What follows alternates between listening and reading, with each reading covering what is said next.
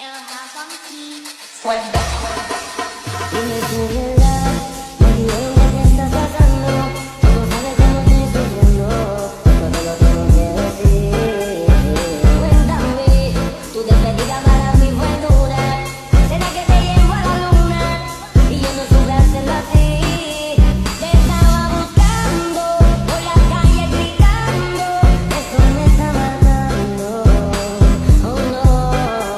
Te estaba buscando, por la calle gritando, como un loco tomando.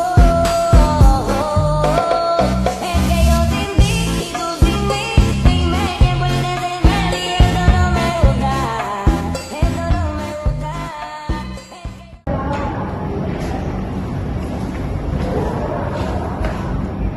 Assalamualaikum warahmatullahi wabarakatuh.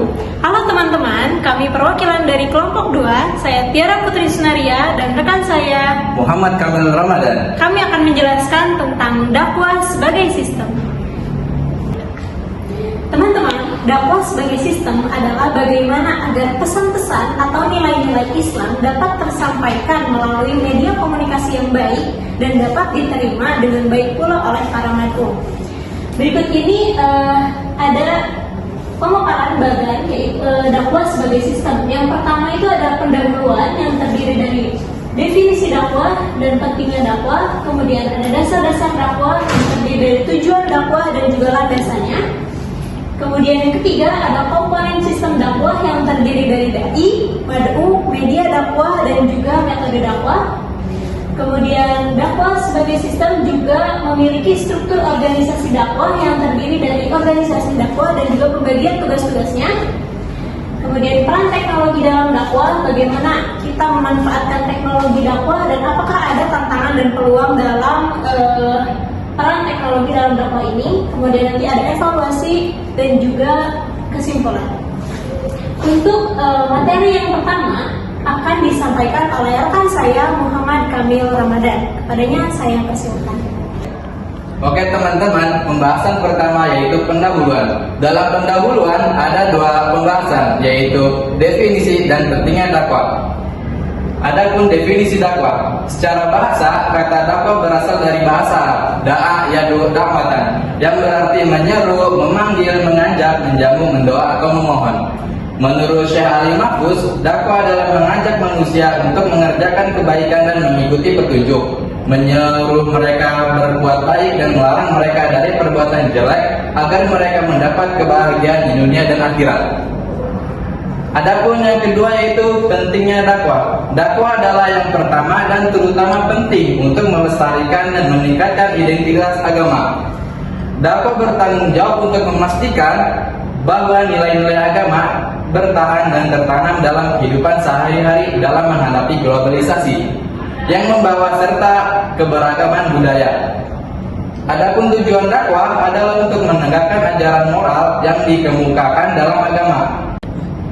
Oke, yang kedua yaitu pentingnya dakwah. Dakwah adalah yang pertama dan terutama penting untuk melestarikan dan meningkatkan identitas agama. Dakwah bertanggung jawab untuk memastikan bahwa nilai-nilai agama bertahan dan tertanam dalam kehidupan sehari-hari dalam menghadapi globalisasi yang membawa serta keberagaman budaya.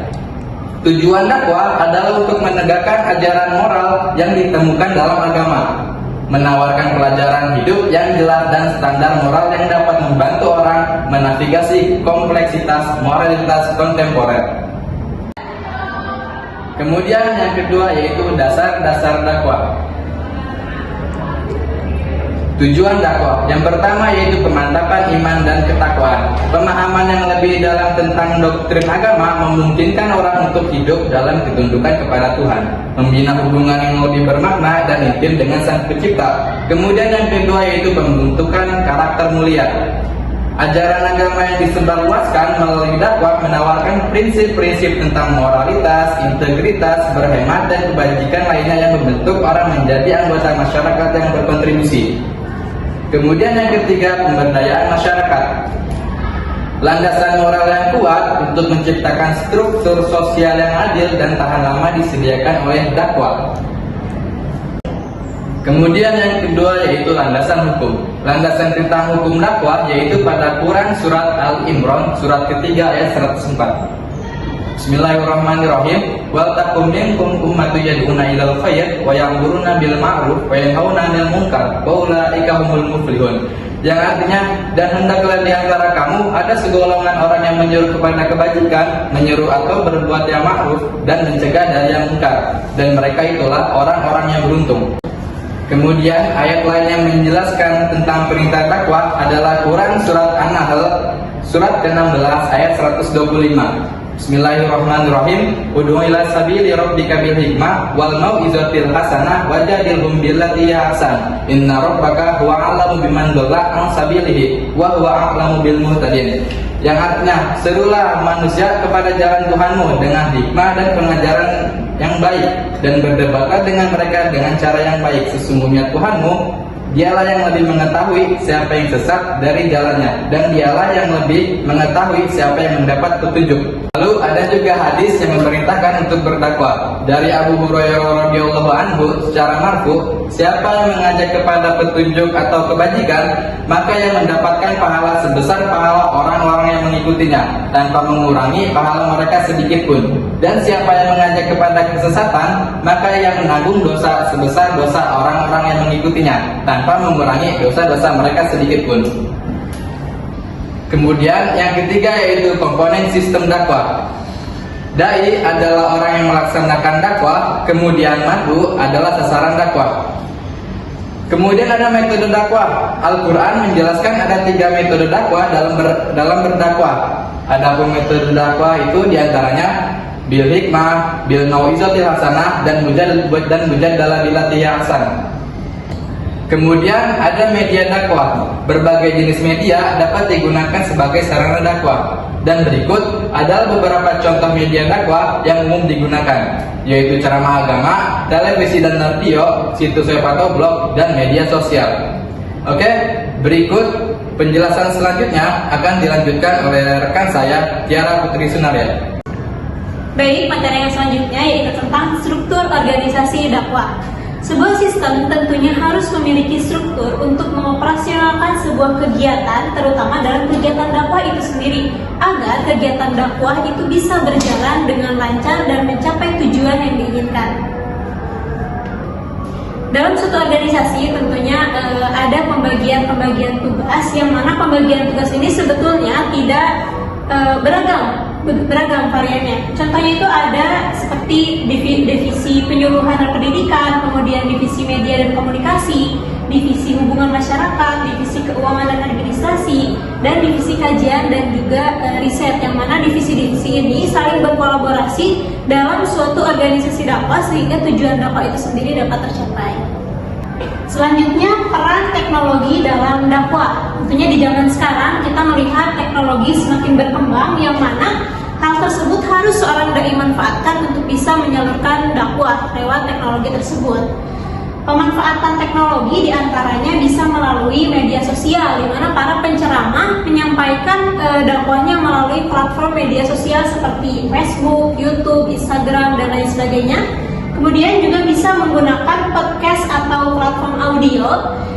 Dan yang terakhir itu melalui aplikasi dakwah, yang dimana di dalam aplikasi tersebut kita dapat melihat bagaimana materi dakwah, kemudian kalender acara, dan juga fitur lainnya yang mendukung berjalannya dakwah melalui aplikasi tersebut.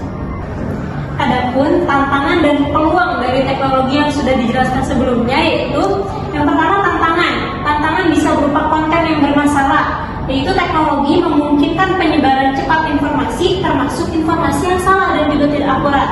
Kemudian ada juga privasi dan juga keamanan, di mana teknologi ini sangat rawan sekali untuk menyebarkan privasi dan juga keamanan. Yang ketiga, polarisasi dan kontroversi. Itu media sosial dan platform online seringkali menjadi tempat polarisasi opini.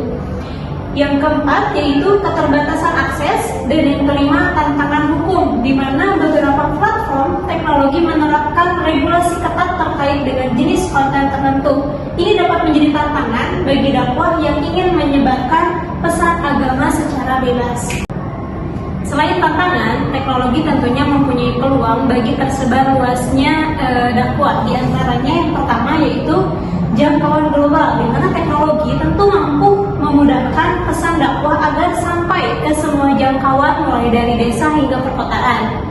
Kemudian yang kedua, interaksi real time melalui webinar, live streaming, dan platform interaktif lainnya. Yang ketiga, kemudahan berbagi konten. Konten dakwah yang kuat dapat dengan mudah menjadi viral, mencapai audiens yang lebih luas daripada yang mungkin dicapai secara konvensional. Yang keempat itu donasi online, di mana akan memudahkan penggalangan dana dan juga untuk proyek dakwah dan amal.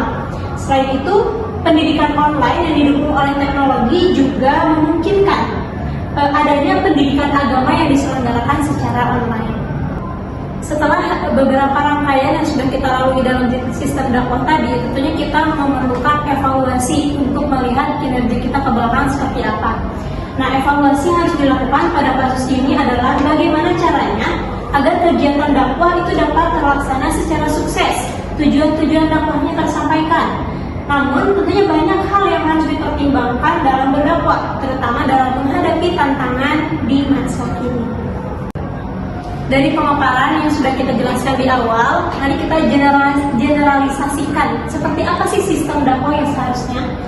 Itu ada 5 komponen, diantaranya yaitu yang pertama komponen input atau masukan yang terdiri dari pertama raw input, masukan utama. Masukan utama ini terdiri dari materi atau bahan dan manusia, baik dai yaitu sebagai pelaksana dakwah maupun mad'u yaitu individu dan masyarakat yang menjadi sasaran dakwah. Kedua, instrumental input atau masukan alat, metode atau sarana. Masukan ini mencakup metode dakwah, dana, dan fasilitas. Ketiga, environment input atau masukan lingkungan yang mencakup permasalahan ketika mewujudkan Islam menjadi kenyataan. Keseluruhan masukan ini berfungsi memberikan informasi, energi, dan materi yang menentukan eksistensi sistem. Komponen yang kedua yaitu komponen konversi yang berfungsi mengubah masukan menjadi keluaran atau input menjadi output.